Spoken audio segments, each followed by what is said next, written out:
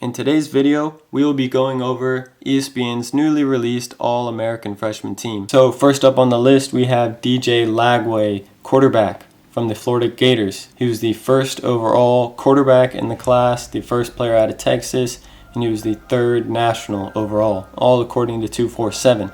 His stats weren't anything crazy, but definitely very respectable for a freshman in the SEC. 1,915 passing yards, 12 touchdowns, and 9 interceptions, with a total QBR of 57.6. And he only had 101 rushing yards, which is probably a surprise to many people. A lot of people thought he would rush a lot for Florida this year, and some of the highlights you see of him is of him rushing, but the stats say he really was not an impact in the running game this year, which you don't necessarily need that if your quarterback is very good at throwing the ball, right? Some people are saying Lagway kind of saved Billy Napier's job, because even before the year, you probably remember a lot of people were saying Florida's head coach was going to get fired. They were going to have a terrible record this year. But thanks to Lagway really showing a lot of promise in years to come, probably saved Napier's job and is keeping the excitement around the Florida Gators program, which has not been too good in recent years. He's only the 7th freshman to ever start for the Florida Gators team, and they went 5-1 this year when he was starting. Next up on the list, we have Ahmad Hardy, the running back of this team out of the University of Louisiana Monroe. He was a 3-star and was ranked the 153rd running back and was the 60th player in Mississippi, so very overlooked, very overlooked. But in his freshman year, he had 237 carries, 1,351 rushing yards, which is the most rushing yards of any freshman in the country, and 13 touchdowns. And he has a very good size for a running back, 5'10", 205. A lot of running backs you see in the NFL are that size, but he is now transferred to Missouri, trying to take his talents to the SEC. And just love to see a guy as overlooked as him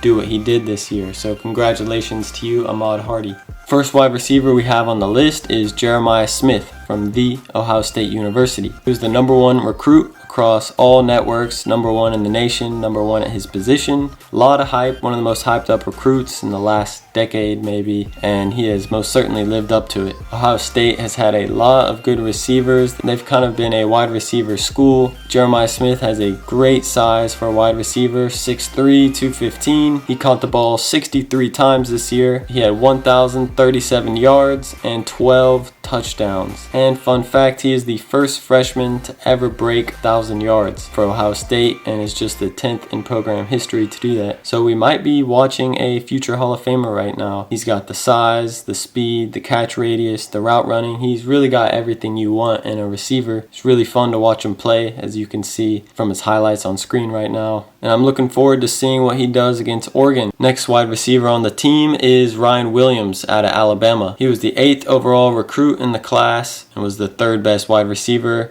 and the 2nd overall player out of Alabama. Big year for Alabama, 45 receptions, 857 yards, and 8 touchdowns, averaging 19 yards per reception. And he's the leading wide receiver in Alabama's wide receiver room. He got a lot of hype after Alabama beat Georgia in late September. He had a 177-yard game. He had that crazy play where he caught it, spun past a couple guys.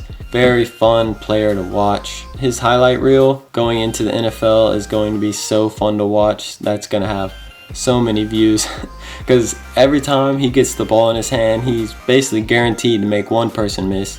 Probably going to make 2 people miss. And the 3rd wide receiver on the team is Bryant Wesco Jr. from the Clemson Tigers. He was the 57th overall player in the nation, 11th best wide receiver, and the 8th player out of Texas. Good size, 6'2", 182, and he had a pretty good year for Clemson with 41 receptions, 708 yards, and 5 touchdowns, averaging 17.3 yards per reception, so big play receiver.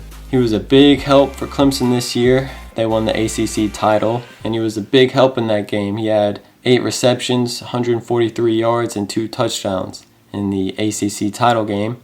So hopefully Clemson will pick it up, and they'll get better in the coming years, so we'll get to see more of this guy succeed. So for the tight end for this freshman All-American team, we have Decker DeGroff playing for the Washington Huskies. He was a very overlooked recruit, 3-star guy, 29th ranked tight end, 35th player ranked out of California, but obviously that did not matter to him. He's got good size, 6'3", 240, 14 receptions, 199 yards, and 3 touchdowns. And in the last 4 games of the Huskies season, he was the cemented starter. He blocks well, and if he gets the ball thrown to him, he catches it.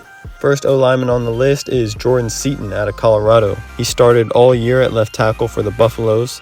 6'5", 285, and he wears number 77, so look for that on screen right now. Sanders was sacked 17 less times than he was last year, with Seaton starting, and he was the number 1 offensive lineman in the class.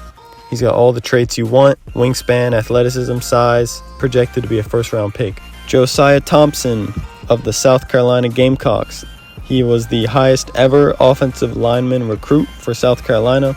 He's got great size, 6'7", 300 pounds, another projected first-round offensive lineman. Antoine Knap out of Notre Dame. He was a 3-star, but as the year progressed, he ended up starting in the first round of the playoffs to help Notre Dame beat Indiana. Underrated guy and ended up being a great pickup for Notre Dame. Tyler Mercer from Texas Mean Green. He was another 3-star, 6'4", 290, and he won the starting center because he was an early enrollee and he started for them all year. Another underrated guy who ended up being a great pick for the Texas Mean Green. Aiden Banfield from the North Carolina Tar Heels. He was the 93rd overall player in the class and the 6th inside offensive lineman. He started 9 games at left guard, and he did enter the transfer portal, but after Bill Belichick was hired, he came back. So he's going to be a great piece for them next year. Let me know what you think about this list, if there's any other players that you would have liked to have on this list. And if you like this video, I will make a defensive side as well. Thanks for watching.